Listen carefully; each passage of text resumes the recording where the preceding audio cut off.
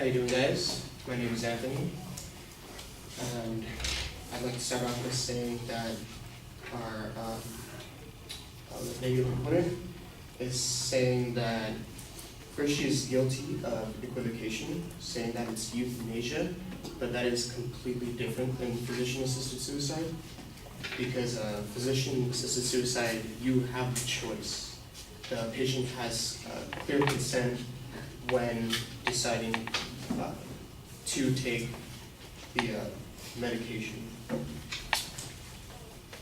So that's what autonomy is. So like autonomy, we argued, is the definition of autonomy, according to the Stanford Encyclopedia of Philosophy, is that it's moral and political philosophy. Individual autonomy is an idea that is generally understood to refer to the capacity to be one's own person, to live one's life according to reasons and motives that are taken as one's own, and not the product of manipulative or distorting external forces. So when they ask for physician-assisted suicide, it's completely their choice. Like my partner Leah said, they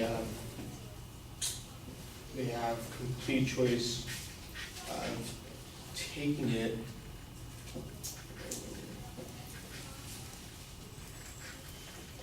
Yes, so one of the qualifications was that they must be mentally competent. So, and that's by their physician. Not just that, it has to be approved by 2 physicians. If they are mentally competent, capable of making and communicating your own health care decisions according to death with dignity.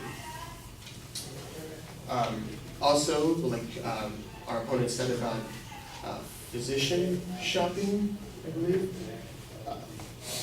It's true, physicians do have a choice with participating in the act into physician-assisted suicide. So according to Death with Dignity, it is your physician's right to opt out. And you can ask for another physician to talk about that discussion, but you have to wait a minimum of 15 days in order to, for your first verbal asking. So,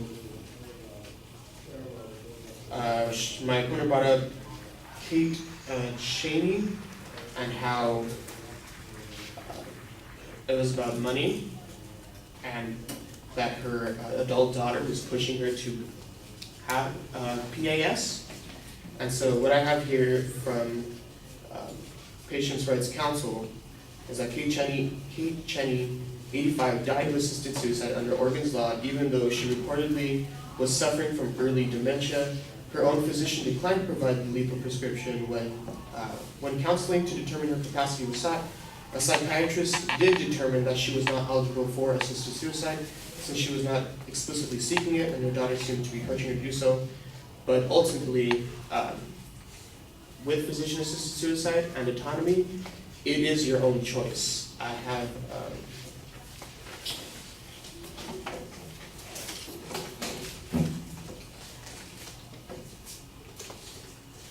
it is your own choice. So you can go through the entire process. You can ask for it vocally. You wait your 15 days. If your own physician still did not prescribe it, you wait another 15 days and give your second vocal asking, and then you give your written after that.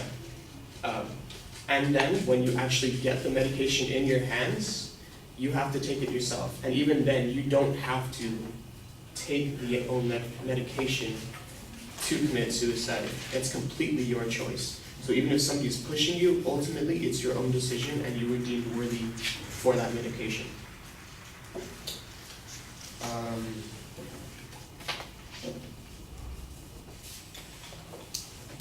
Also, with major causes right now, like for physician-assisted suicide, there's a lot of people committing suicide.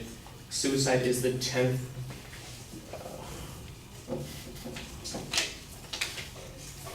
it is the 10th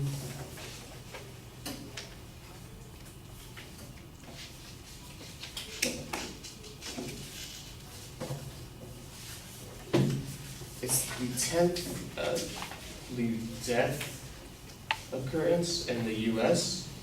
It places number 10 for most suicides. most leading causes of death. Number 10 is suicide. And so, even though there is little effect, apparently, with physician-assisted suicide, 10 on leading causes of death is still suicide. So, with physician-assisted suicide approval, you just have that choice. You don't have to take your own life. It's just giving you that choice instead of just having euthanasia, like what the opponent said. And so, research has found that about 90% of individuals who do die by suicide experience mental illness. So many people have been asking for physician-assisted suicide because of their mental illnesses, and the physicians will approve them getting what they need. My opponent discussed hospice care. A lot of people don't consider hospice care just for the fact that they do feel burdened.